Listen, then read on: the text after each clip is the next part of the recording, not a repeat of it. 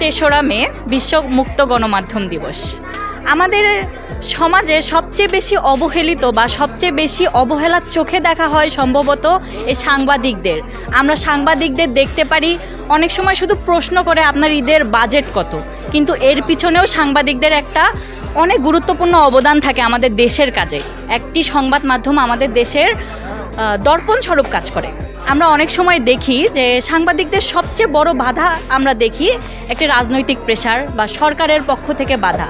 আমরা সাংবাদিকদের দেখতে চাই এমন অবস্থায় যে তারা সত্য নিয়ে কাজ করবে, সমাজের সমস্ত সত্যটাকে তারা সামনে তুলে আনবে, কিন্তু আমাদের দেশে বা আমাদের পারিপার্শ্বিক পরিস্থিতি অনুযায়ী এই চিত্র আমরা কখনোই দেখতে পারি না। আমরা দেখি বিভিন্ন ধরনের বাধা, এমনকি সাংবাদিকরা গ্রেফতার পর্যন্ত হচ্ছেন, তাদের জীবনের হুমকি পর্যন্ত দেওয়া হয়। এই হুমকির জোর থেকে আমরা কিভাবে মুক্তি পেতে পারি? একজন সাংবাদিকের অবশ্যই উচিত তাদের একটি কর্মস্থান, তাদের যেন পরিবেশগত কোনো বাধা না থাকে কাজের ক্ষেত্রে। সেই হিসেবে অবশ্যই আমরা একটি মুক্ত এবং স্বাধীন গণমাধ্যম চাই, যে গণমাধ্যম কাজ করবে দেশের জন্য, দেশের মানুষজনের জন্য এবং সরকারের কোনো হস্তক্ষেপ ছাড়া। এই গণমাধ্যম হবে আমাদের দেশের জনগণের যেন দর্পণ হিসেবে কাজ করে।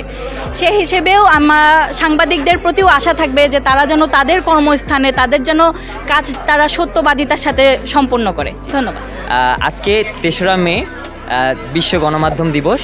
আমার ভাবনা, আমার চিন্তা, আমার আশা থাকবে যে গণমাধ্যমকে যেন সকলেই মুক্ত করে রাখি এবং গণমাধ্যমের স্বাধীনতা বজায় রাখার জন্য আমরা যেন কাজ করতে পারি। ধন্যবাদ।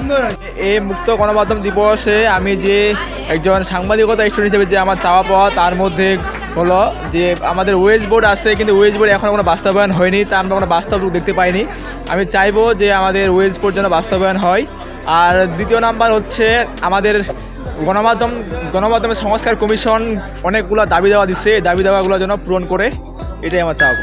গণযোগাযোগ ও সাংবাদিকতা বিভাগের একজন শিক্ষার্থী হিসেবে আজকের এই যে ওয়ার্ল্ড প্রেস ফ্রিডম ডেতে আমার মনে হয় যে এই মুহূর্তে দাঁড়িয়ে আমি এমন গণমাধ্যমের আশা করি, স্বপ্ন দেখি, যেখানে স্বচ্ছভাবে সাংবাদিকরা তাদের স্বাধীনতাটা কাজে লাগিয়ে সঠিক নিউজ আমাদের সামনে দিতে পারবে। এক্ষেত্রে দেখা যায় যে গণমাধ্যমের উপর বিভিন্ন ধরনের প্রেশার থাকে, রাজনৈতিক প্রেশার, সামাজিক প্রেশার। এই যে বিভিন্ন প্রতিকূলতাগুলো কাটিয়ে উঠে সাংবাদিকরা তাদের যে প্রিন্সিপালগুলো আছে জার্নালিজমের, যেমন স্বচ্ছতা, অবজেক্টিভিটি, তারপরে হচ্ছে ট্রুথ অ্যান্ড অ্যাকুরেসি সহ বিভিন্ন ধরনের যে সাংবাদিকতার মূল উদ্দেশ্যগুলো আছে, সেগুলো সফলভাবে তারা কাজ করতে পারবে এবং আমরা সঠিক নিউজটা সময় মতো পাবো, এটাই আমার আশা। আমাদের বর্তমান সময়ে এই আমরা যে সময়টাতে বাস করছি, সেই সময়টার সম্পদ বা সম্বল হচ্ছে তথ্য। তো এই ১বিংশ শতাব্দীতে আমি কেমন গণমাধ্যম চাই, সেই প্রশ্নটি আপনি আমাকে করেছেন। এক্ষেত্রে আমি বলবো, আমি এমন একটি গণমাধ্যম ব্যবস্থা চাই যেখানে হচ্ছে স্বচ্ছতা, নিরপেক্ষতা এবং জনগণের প্রতি বা জনমতের প্রতি যে দায়বদ্ধতার জায়গাটি রয়েছে, সেইটি গণমাধ্যম নিশ্চিত করবে। আমি এমন একটি গণমাধ্যম চাই যেই গণমাধ্যমে সকলের অধিকার নিশ্চিত থাকবে এবং গণমাধ্যমটি গণমানুষের কথা বলবে।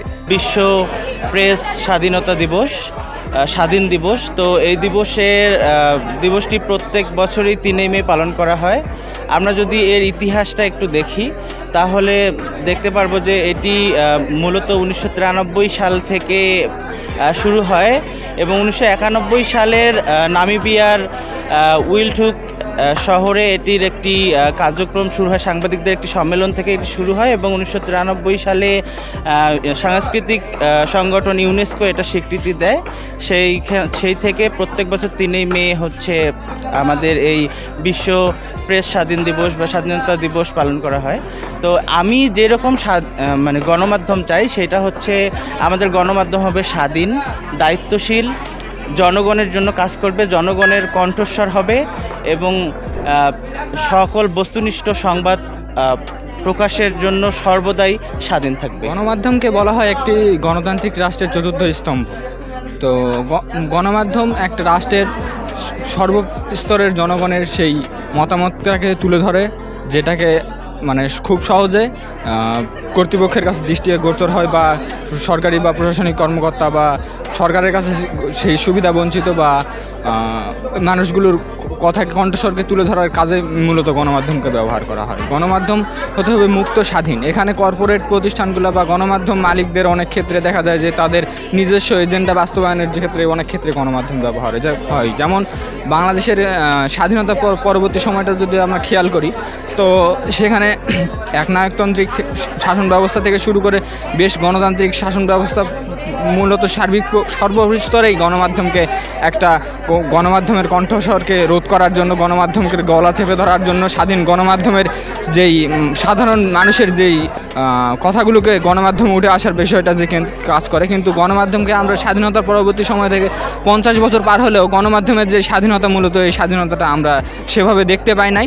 আর গণমাধ্যম চর্চাকে সরকারি ক্ষমতায় যখনই আসুক, সবাই একটা চায় যে গণমাধ্যমকে তাদের নিজেদের পক্ষে নিয়ে নিয়ন্ত্রণ করতে বা অসঙ্গতিগুলো, সমাজের অসঙ্গতিগুলোকে যেন গণমাধ্যম তুলে ধরতে ঠিকমতো না পারে, সেই ব্যবস্থাটা প্রত্যেকটা সরকার কাঠামো এ যাবৎ পর্যন্ত যারা ক্ষমতায় আসছে তারা প্রত্যেকেই সেই চেষ্টাটাই করছে। তো আমরা চাই যে গণমাধ্যম মুক্ত হোক, সেখানে সংখ্যাগরিষ্ঠ মানুষের মতামত যেমন তুলে ধরা হবে, পাশাপাশি যারা সমাজের সুবিধা বঞ্চিত মানুষ বা সংখ্যালঘিষ্ঠ বা যাই বলে না কেন, সবার মতামতটাকে গণমাধ্যম যেন প্রাধান্য পায়। সার্বিক অবস্থায় গণমাধ্যম যেন সর্বপ্রকারের নিয়ন্ত্রণ মুক্ত যেন হয়, সেটাই আমাদের প্রত্যাশা থাকবে।